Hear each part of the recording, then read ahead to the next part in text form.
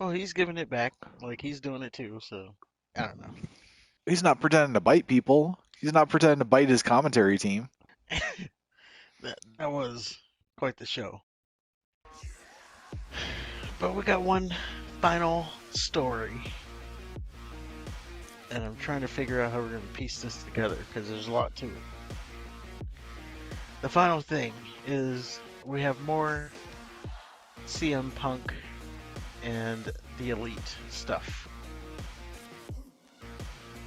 There's three main things that happen. Uh, we have Kenny Omega. He finally spoke on it. We have CM Punk making jokes on it, and it led all the way up to Dynamite, which we already went over previously. The whole them doing the CM Punk moves. But let's go down this rabbit hole of what happens with the CM Punk stuff. Okay. So we start out Uh, on the latest. Uh, well, didn't it start at Full Gear with the fuck CM Punk chants? Because I thought the Elite. oh yes, that's where it started. Okay. So, oh yeah, I forgot that show got erased. So last week, at Full Gear, the crowd was chanting "Fuck CM Punk," and that. So then we go to this this past Monday. Every Monday on YouTube, there's an episode of Being the Elite, which is a vlog for the Elite. That's not important, but what is important is at the always at the end of the episode they play like their match to music. So they're playing music over this match. You can't hear anything, right? So you just hear the music playing and you see the match. And all of a sudden the music cuts out and it just very openly plays the crowd chanting "Fuck CM Punk," and then you got the camera panning to the crowd as they're saying "Fuck CM Punk." This goes on for I don't know a couple, like let's just say like 30 seconds, and then the music goes back on, and then they finish the rest of the match. So that was the first thing that happened, and of course, people were upset at that because they took that as them taking a dig at CM Punk. Right. Then we have Kenny Omega. He broke his silence on this whole thing. He did an interview with um, Sports Illustrated, pretty big company there. They're all right. uh, this happens before Dynamite. So in his interview with Sports Illustrated, he said there are things no one can talk about, so I'd encourage people to let it go. It doesn't change that we want a team effort in AEW. I don't mean, I don't even mean implicitly myself and my opponent. It also means the referee, the fans, the people who set up the ring, everybody. Even a technical error can ruin a match. He said I can refer back to the exploding barbed wire match. I don't know if you know what that was. One of the biggest botches in AEW history. How's that? Um, so they have this exploding barbed wire match where it's barbed wire surrounding the ring, and little explosives throughout the ring. And it's Okay. just like just firecrackers. And Right. they had a timer. They had a timer for the match, and at the end of the timer, the whole ring was supposed to explode, and um, so it's Moxley versus Omega, and they do the match. The match ends. They beat up Moxley, and the timer's still running down. So he's just like, "Oh no, the ring's supposed supposed to explode. Well, it botched, and there was literally just sparklers shooting from the ring post. That was the explosion. Oh. So smoke and sparklers. Now, what made it worse? There's if that's worse? not bad enough, Okay. yeah, what made it? If that's not bad enough, what made it worse was Eddie Kingston. Because Moxley is his best friend, Mm. storyline wise. I don't know. It might be in real life too. Um, Eddie Kingston ran down to the ring because again they beat up John Moxley so that he was going to be in the exploding ring when the timer went off. So Eddie Kingston runs down and he covers himself like a he covers John Moxley like he's over a grenade, and he's selling because since his head's down and he's selling this, he can't see that it's just sparklers shooting up. So he's selling it like this big explosion.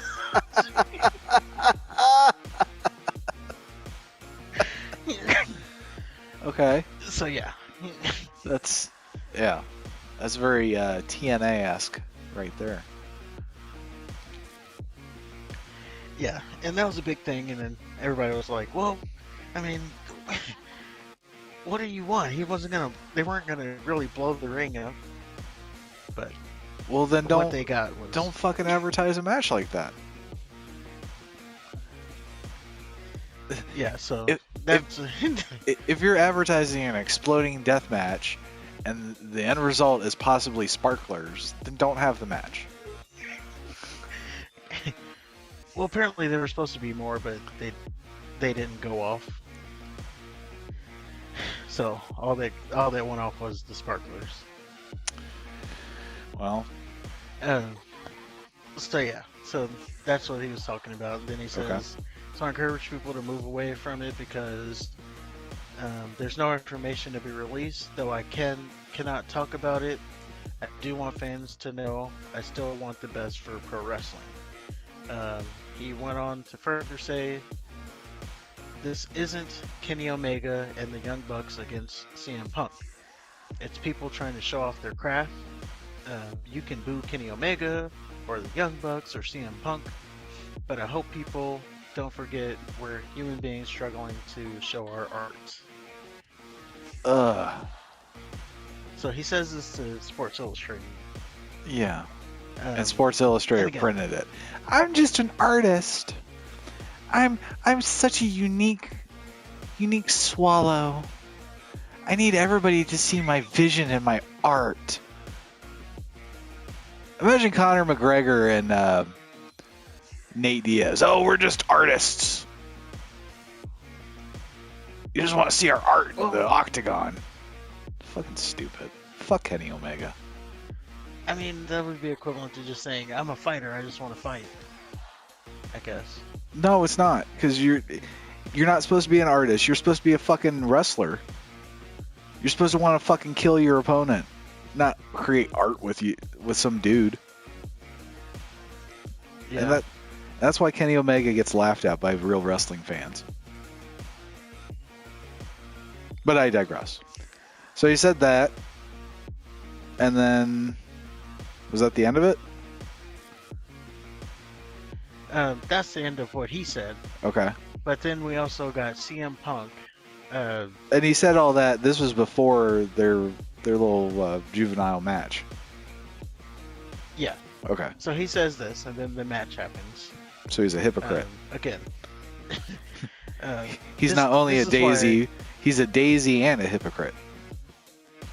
Well, this is why I think CM Punk has to be coming back, because it doesn't make sense to have done that and then you say this and then you do that. Like, actions aren't matching what you're saying. Well, especially with the whole legal, like, I can't talk about it. Nobody can talk about it. But then you're doing this. Making fun of it. Which I believe the elite, or at least the Young Bucks, are that stupid. But I can't imagine somebody. I can't imagine like Tony Khan, who's been like so careful, just being okay with it. You know what I mean? Yeah. Yeah, and he would have approved this, so it all Right. didn't make sense. No. And then coupled with this, you have CM Punk. He was doing he's doing like some MMA Power Hour or some shit, where he's doing commentary for MMA, Okay. and these I like how- announcers and him. They, I like how anything not Uh. UFC is just called MMA. well, it might. Yeah, that's true. um, yeah, he's talking with the announcers, and there was a clip that circulated around where they're kind of making fun of the whole thing as well. So, um, they're talking about Fury Pro Wrestling, whatever the hell that even is. But they're like, "Hey, we need a big signing for Fury Pro Wrestling. You think we can get this guy?" Talking about CM Punk, and CM Punk says, "Oh, you don't want me? I'm bad for the locker room." And then the announcer says, "Oh yeah, we don't want this guy. He'd ruin the whole company." And at this point, CM Punk has his hands over his face, laughing. Right. And then he says, "Whatever you do, just don't let him do any press conferences." Well, And the guy's like, yeah, CM Punk is laughing the whole time. So he's making fun of it. The leader making fun of it. I think it all leads to it kind of has to, doesn't it? a comeback, yeah. And I think I don't know when the comeback is, because again, he is still hurt, so Right. there's that too. But I'm gonna say that's what it's leading to. If it's not, then I don't know what the hell. Well, then all the rumors about Tony Khan being a horrible boss and unfit to run a lemonade stand, let alone a wrestling company, is true. Yes, but yeah, that's another thing. Like since all that, everything's been kept like pretty straight. You know, there haven't been any outbursts. Everything that's happened has been like Well, they had the there hasn't been Andrade, any like crazy. they had the Andrade Guevara thing. I think that was the at least last public thing. Yeah. Oh, I'm just saying they've had a string of being pretty. I don't know, calm. Being professional, I guess you could say. So, I don't know. If I'm putting my prediction on it, I say CM Punk comes back to AEW. Yeah, I mean, I don't see them being clever enough